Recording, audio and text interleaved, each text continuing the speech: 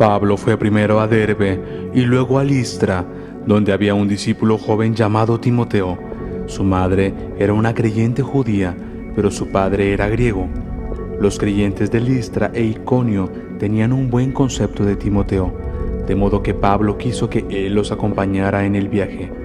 Por respeto a los judíos de la región, dispuso que Timoteo se circuncidara antes de salir, ya que todos sabían que su padre era griego. Luego fueron de ciudad en ciudad, enseñando a los creyentes a que siguieran las decisiones tomadas por los apóstoles y los ancianos de Jerusalén. Así que las iglesias se fortalecían en su fe y el número de creyentes crecía cada día. Luego Pablo y Silas viajaron por la región de Frigia y Galacia, porque el Espíritu Santo les había impedido que predicaran la palabra en la provincia de Asia en ese tiempo. Luego, al llegar a los límites con Misia, se dirigieron al norte, hacia la provincia de Bitinia, pero de nuevo el Espíritu de Jesús no les permitió ir allá, así que siguieron su viaje por Misia hasta el puerto de Troas. Esa noche, Pablo tuvo una visión. Puesto de pie un hombre de Macedonia, al norte de Grecia, le rogaba: «Ven aquí a Macedonia y ayúdanos». Entonces decidimos salir de inmediato hacia Macedonia, después de haber llegado a la conclusión de que Dios nos llamaba a predicar la buena noticia allí. Subimos a bordo de un barco en Troas, navegamos directo a la isla de Samotracia y al día siguiente desembarcamos en Neápolis. De allí llegamos a Filipos, una ciudad principal de ese distrito de Macedonia y una colonia romana, y nos quedamos allí varios días.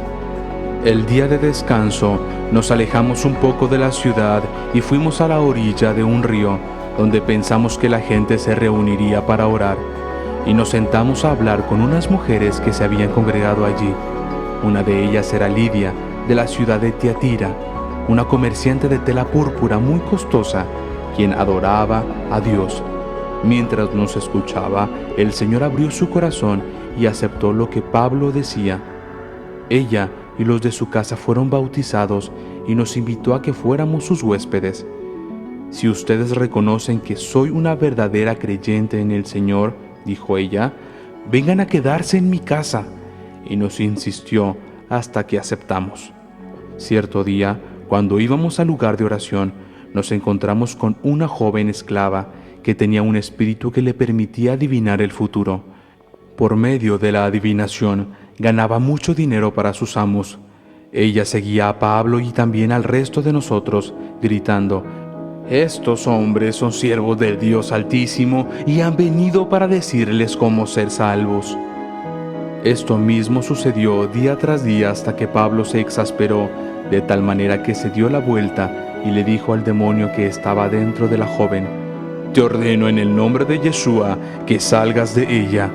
Y al instante el demonio la dejó. Las esperanzas de sus amos de hacerse ricos ahora quedaron destruidas, así que agarraron a Pablo y a Silas y los arrastraron hasta la plaza del mercado ante las autoridades. «Toda la ciudad está alborotada a causa de estos judíos», les gritaron a los funcionarios de la ciudad. «Enseñan costumbres que nosotros, los romanos, no podemos practicar porque son ilegales». Enseguida se formó una turba contra Pablo y Silas, y los funcionarios de la ciudad ordenaron que les quitaran la ropa y los golpearan con varas de madera. Los golpearon severamente y después los metieron en la cárcel. Le ordenaron al carcelero que se asegurara de que no escaparan, así que el carcelero los puso en el calabozo de más adentro y les sujetó los pies en el cepo. Alrededor de la medianoche, Pablo y Silas estaban orando y cantando himnos a Dios, y los demás prisioneros escuchaban. De repente hubo un gran terremoto y la cárcel se sacudió hasta sus cimientos. Al instante, todas las puertas se abrieron de golpe, y a todos los prisioneros se les cayeron las cadenas. El carcelero se despertó y vio las puertas abiertas de par en par. Dio por sentado que los prisioneros se habían escapado, por lo que sacó su espada para matarse. Pero Pablo le gritó: «¡Detente! ¡No te mates! ¡Estamos todos aquí!». El carcelero pidió una luz y corrió al calabozo y cayó temblando ante Pablo y Silas. Después los sacó y les preguntó: «Señores, ¿qué debo hacer para ser salvo? Ellos le contestaron: cree en el Señor Jesús y serás salvo junto con todos los de tu casa. Y le presentaron la palabra del Señor tanto a él como a todos los que vivían en su casa. Aún a esa hora de la noche, el carcelero los atendió y les lavó las heridas. Enseguida ellos lo bautizaron a él y a todos los de su casa.